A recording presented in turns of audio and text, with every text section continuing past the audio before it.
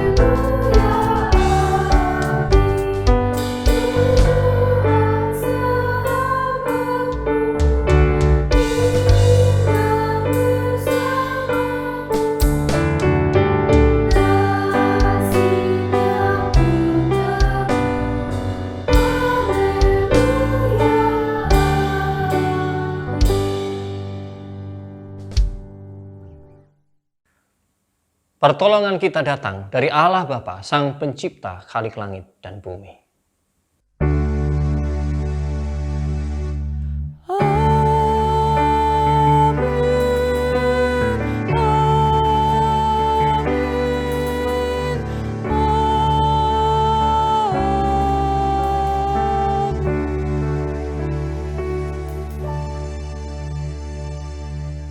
Kiranya kasih karunia dari Tuhan kita Yesus Kristus dan dari Allah Bapa menyertai kita semua.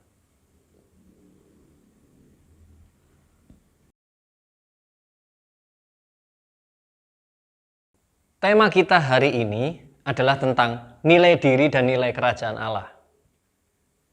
Nilai diri adalah satu karunia yang diberikan Tuhan, kemampuan kita untuk menilai tentang apapun yang terkait dengan diri kita masing-masing. Dan tentu bagaimana nilai-nilai kerajaan Allah, sejauh apa itu memberikan pengaruh kepadanya. Sehingga melalui ramuan dua hal ini, maka manusia membangun bagaimana dia memandang kehidupan yang begitu rumit ini, dan dia bisa mengerjakan sesuatu yang sehat, karena berangkat dari cara pandang yang sehat. Hari ini marilah kita merenungkan bagaimana kita dengan sangat terbatas rupanya hidup dan memandang semuanya ini, termasuk membentuk nilai diri. Mari kita mengakui dosa kita. Ya Tuhan kami Yesus Kristus, kami seringkali tidak cukup menghargai diri kami sendiri. Bisa dua hal terjadi, bisa secara berlebihan dan muluk-muluk. Kami menilai diri kami berlebihan dan akhirnya kami jatuh pada kesombongan. Karena sebetulnya kami malu dan menutupi segala kelemahan kami. Ataupun kami menjadi begitu minder, kami gak percaya diri. Kami tidak punya keyakinan bahwa Tuhan menciptakan kami dengan kelebihan-kelebihan yang dititipkan untuk kami kembangkan. Sehingga kami merasa kami tidak punya apa-apa yang berharga. Dan pada akhirnya kami pun sulit untuk menyambut karya Tuhan, panggilan Tuhan dengan sungguh-sungguh. Karena kami terganggu oleh kesombongan atau ketidakpercayaan diri. Tuhan, kiranya Engkau boleh sudi menerima kami, segala pengakuan kami dengan jujur. Di dalam Tuhan kami Yesus Kristus, kami mengaku. Amin.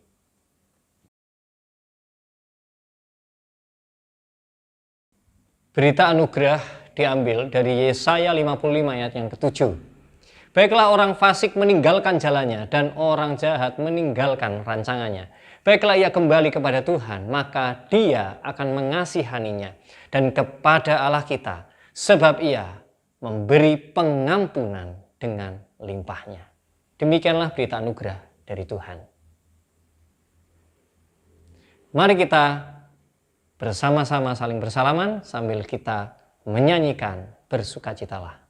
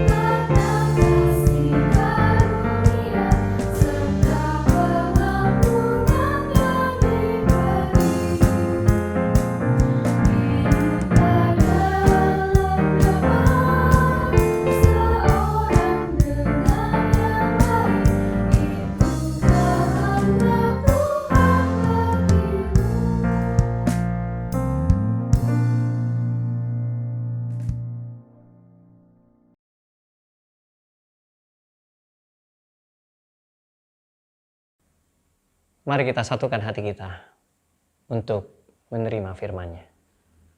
Ya Tuhan, kini kuasa Roh Kudus yang selalu menemani kami, mengarahkan dan memimpin kami, menguatkan kami, akan banyak berbicara kepada kami. Dan kami lebih banyak menyimak dan mendengarkannya dengan hati yang longgar, yang segar. Kini kami persembahkan hati kami sebagai tempat yang subur bagi kuasa Tuhan untuk bekerja. Di dalam Tuhan kami Yesus Kristus. Amin. Bacaan Injil hari ini diambil dari Markus 1 ayat 14 sampai yang ke-20. Saya akan bacakan. Sesudah Yohanes ditangkap, datanglah Yesus ke Galilea memberitakan Injil Allah.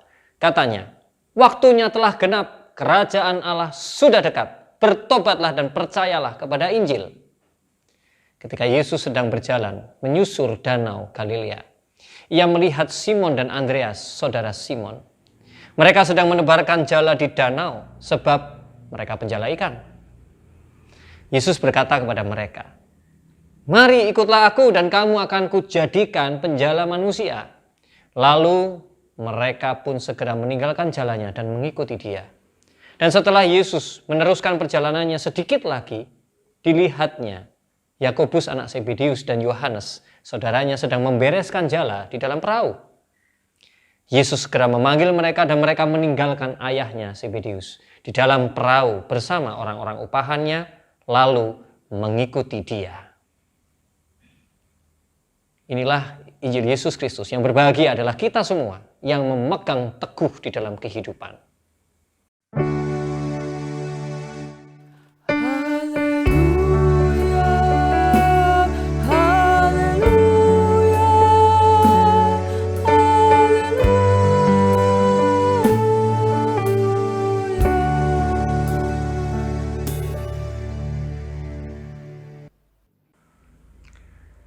Hari ini kita bersama-sama akan menyimak pemberitaan Injil tentang bagaimana para murid diproses untuk menjadi murid yang sedang dipanggil oleh Sang Guru, yaitu Yesus Kristus sendiri.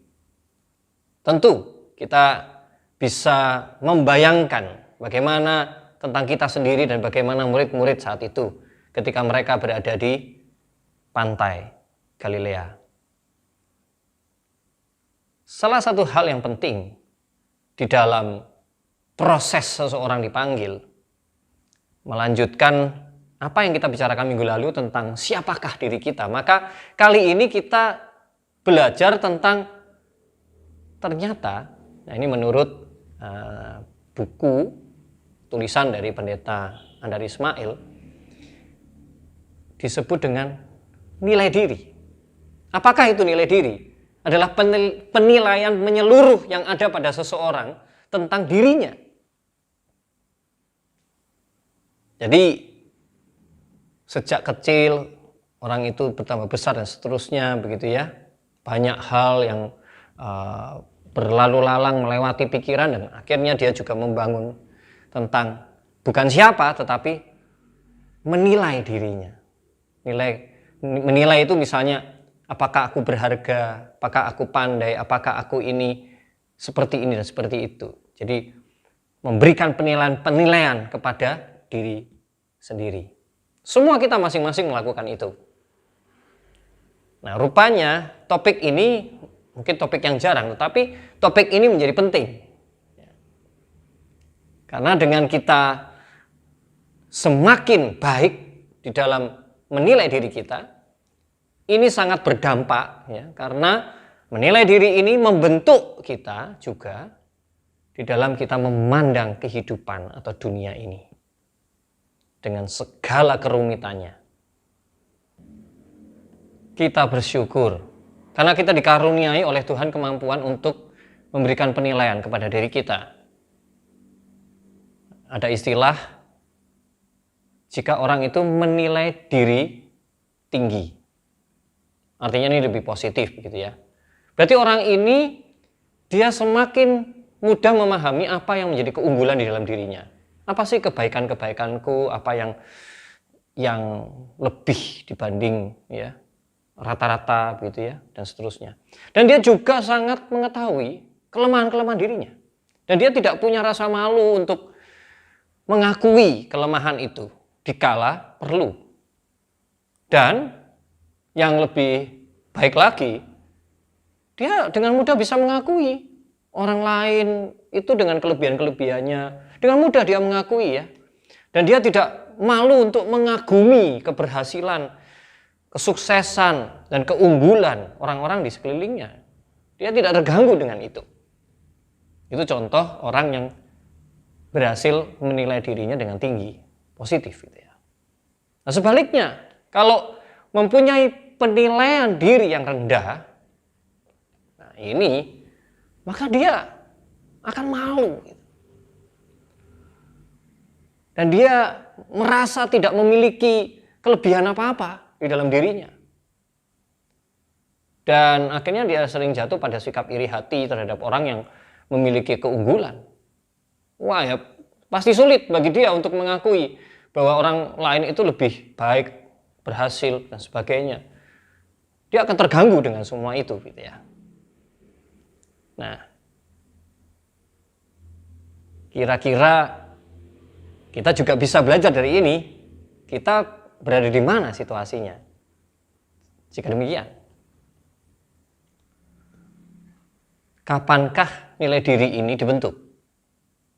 Tentu jawabannya adalah hampir di seluruh waktu kehidupan selama orang itu hidup. Mengapa? Karena ini dibentuk dari keluarga, dari pendidikan, dari lingkungannya. Bahkan nilai diri itu juga dibentuk oleh nilai-nilai kerajaan surga dari firman Tuhan yang pernah didengarnya selama hidup ini. Jadi saudara bisa membayangkan bagaimana proses ini terus terjadi, dan sambil proses itu berjalan, maka pandangan tentang dunia itu sambil terus dibangun, dibentuk, disempurnakan sedemikian rupa. Sehingga maka memandang segala sesuatu itu semakin sesuai dengan kerajaan Allah. Memandang harta benda, memandang hubungan-hubungan dengan orang-orang di dekatnya, ya, pasangannya, orang tua, anak, keluarga, sahabat, dan seterusnya begitu ya. Bagaimana memandang tentang waktu, bagaimana menggunakannya, bagaimana memandang tentang alam sekelilingnya, tentang memandang pekerjaan-pekerjaan yang sedang dikerjakan, memandang gereja, dan seterusnya. Banyak sekali. Dan proses yang indah ini ketika seorang membentuk semua inilah yang turut pada waktunya itu bisa dipakai oleh Tuhan. Ketika Tuhan memanggil, maka proses itu akan lebih diteguhkan kembali. Dan tentu lebih banyak dipengaruhi oleh nilai-nilai kerajaan surga. Kebijaksanaan, keadilan, kedamaian, kesukacitaan yang sejati dan seterusnya, ya, kasih, pengharapan. Nah, seperti itulah bagaimana proses seseorang membentuk pandangan tentang dunia ini melalui penilaian dirinya. Seorang penafsir menggambarkan proses pemanggilan ini dengan indah. Ya, dia bernama Nico Terlinden. Dia menggambarkan seperti ini. Bukankah proses pemanggilan itu dilakukan di tepi danau Galilea? Rupanya ini mempunyai makna yang sangat penting. Jadi kehidupan manusia, tempat tinggal manusia di dunia ini ibarat berada di tepi danau dan berada di perbatasan antara hidup dan mati. Nah, ini ada satu kalimat yang menarik, ya, yaitu manusia hidup di antara, dia hidup di bawah bayang-bayang kematian. Jadi hidup tapi dibayang-bayangi dengan kematian. Atau dia mati di bawah bayang-bayang kehidupan. Bukankah itu yang terjadi dengan Yesus Kristus sendiri? Ya. Bagi dunia ini, dia hidup seperti dibayang-bayangi kematian. Padahal sesungguhnya dia justru mati di dalam bayang-bayang kehidupan. Kehidupannya apa? Kehidupannya kekal. Bukankah mati adalah sebuah keuntungan? Itu kata Rasul Paulus. Nah, jadi ketika para murid berada di tepi danau, mereka mendapatkan sebuah tantangan dari semua penilaian yang ada dalam hidupnya, dan bagaimana mereka mulai memikirkan tentang pandangan tentang dunia ini, dan mereka menangkap apa yang Tuhan berikan. Bayang-bayangan kematian itu kan ditunjukkan oleh Yesus melalui Injil di awal di Markus 1 ayat 14-15, bagaimana Yohanes Pembaptis mati. Bahwa hidup di dunia ini dirongrong oleh kematian ragawi atau badan. Tetapi kemudian Yesus mengajak, ayo kita masuk ke dalam ruang, ya, bahwa pada nantinya mereka akan mati secara mengenaskan seperti Yesus. Tetapi justru di dalam bayang-bayang kejayaan kehidupan kekal yang sesungguhnya. Nah, mereka-mereka yang mempunyai nilai diri yang sehat, mereka yang mempunyai bangunan pandangan tentang dunia yang sehat, merekalah yang lebih dimudahkan untuk menjawab panggilan Yesus. Sebagai penutup, saya ada sebuah lelucon, ya. Ini bukan nama asli leluconnya, ya. Saya nyebutnya si Otong. Nah, Otong lagi merenungkan. Kenapa? Karena tiap hari dia dibilang sama orang, "Hei, mukamu jelek." Dia selalu menjawab, "Oh, jelek itu menurut kamu. Menurut aku tuh ganteng." "Loh, kok bisa?" "Iya, karena mamahku bilang aku ganteng." Kemudian karena semakin sering ketemu orang dibilang, jelek sekali mukamu," gitu ya. Kemudian dia penasaran. Dia pergi ke pasar, kemudian dia tanya-tanya, "Adakah alat yang bisa membuktikan bahwa muka saya jelek? Karena menurut mama saya, muka saya ganteng." Kemudian ada orang yang menawari sebuah benda. Kemudian ditunjukkan kepada dia, "Silakan, oke, saya beli. Berapa harganya? Saya bayar." Kemudian begitu alat itu dibeli, dibawanya ke rumah. Diletakkan sesuai pesan dari yang menjual. Letakkan itu di dinding, kemudian berdirilah di depannya. Kemudian dia melakukan, saudara.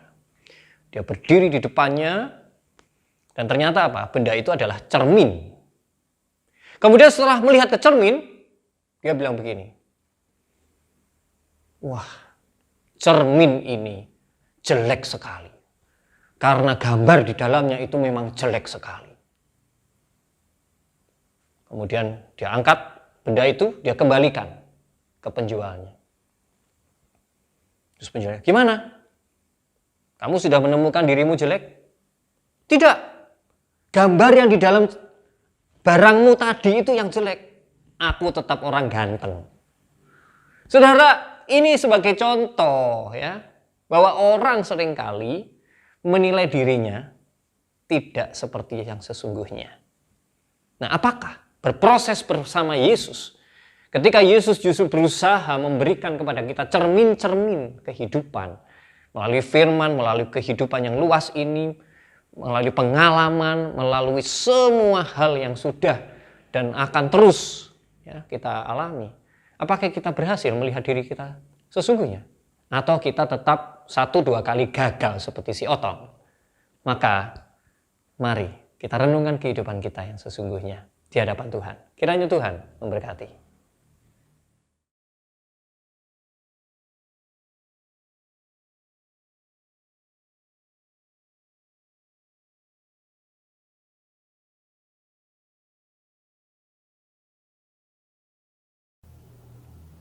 Mari dengan bangkit berdiri, kita mendengarkan iman rasuli demikian.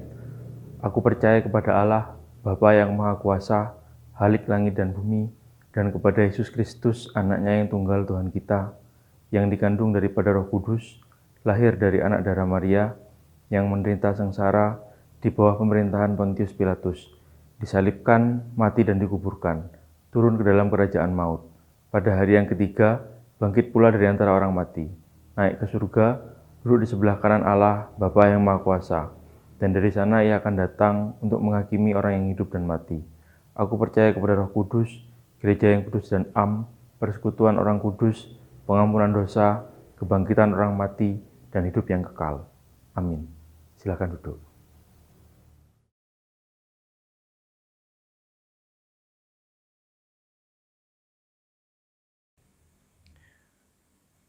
Mari kita menaikkan syafaat. Ya Tuhan, kami berdoa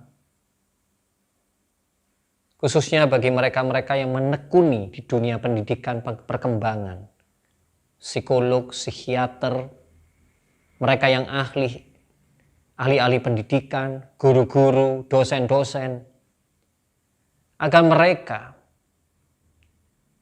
yang turut memberikan warna kepada nilai diri setiap manusia yang menjadi murid mereka. Maka proses di mana mereka juga menilai diri, membangun nilai diri dan juga membantu dan menolong orang lain untuk membangun nilai diri menjadi begitu indah.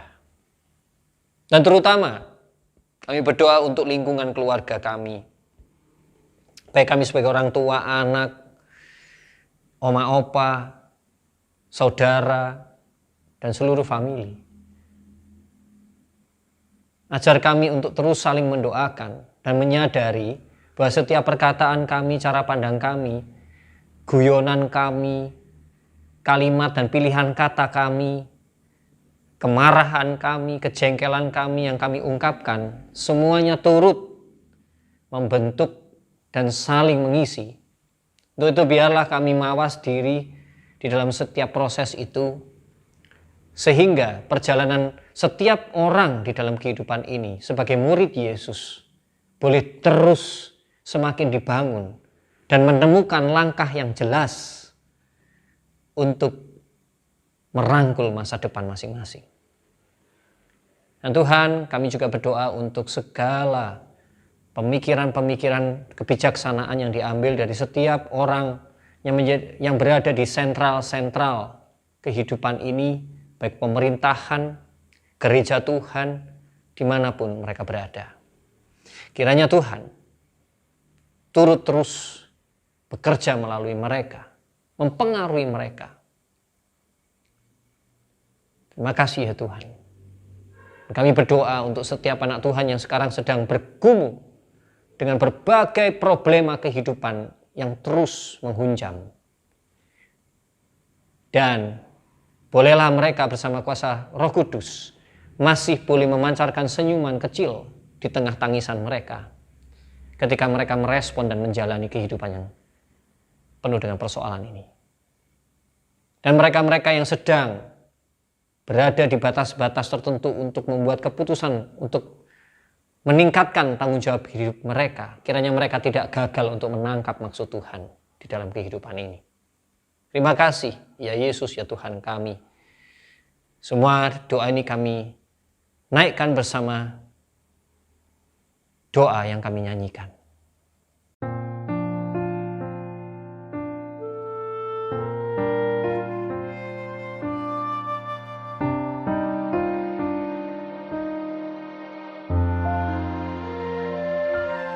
Bapa kami yang ada di sorga, dikuduskanlah namamu, datanglah kerajaanmu, jadilah kehendakmu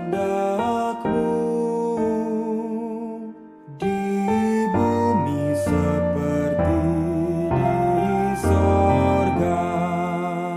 Berilah kami pada hari ini makanan kami yang secukupnya, dan ampuni kesalahan kami seperti kami ampuni yang lain, dan jauhkan kami dari pencobaan, lepaskanlah kami dari yang jahat. Sebab Engkau yang punya kerajaan serta kuasa dan kemuliaan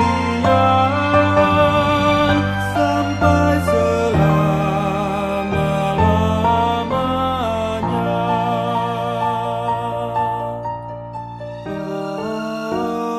Amin.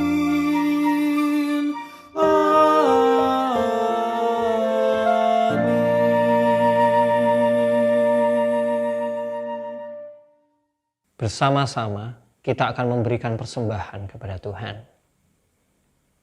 Saudaraku, di dalam ibadah gereja kita, persembahan menjadi salah satu hal yang kita nanti-nantikan. Karena kita beribadah kepada Tuhan bukan untuk membuka tangan dan meminta-minta kepada Tuhan, tetapi justru sebaliknya, kita berani untuk menelungkupkan tangan kita dan menjanjikan sesuatu kepada Tuhan dengan segenap hati kita. Dan Tuhan tidak menanti dan tidak meminta sesuatu yang muluk-muluk pada kita.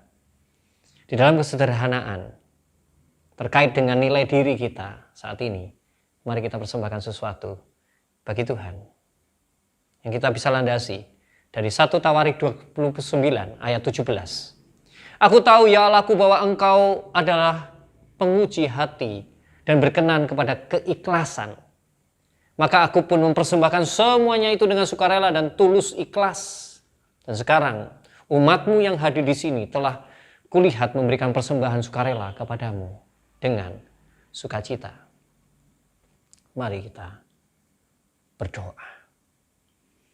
Tuhan, kami semua disanggupkan untuk bersama-sama mengumpulkan tekad di dalam kami mengolah gambar diri kami, nilai diri kami.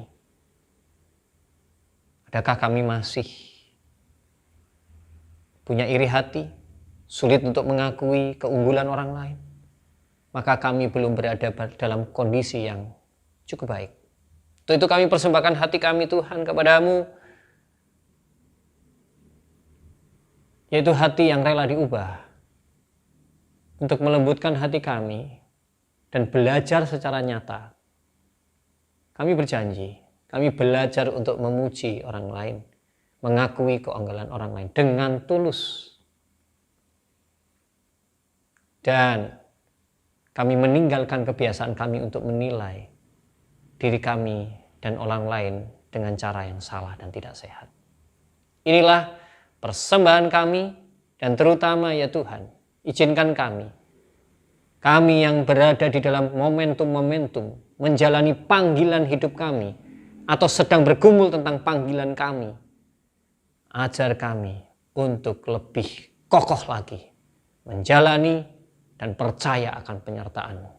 Inilah persembahan kami Tuhan, kiranya Engkau sudi menerimanya. Amin. Mari kita bersama-sama siap untuk diutus oleh Tuhan.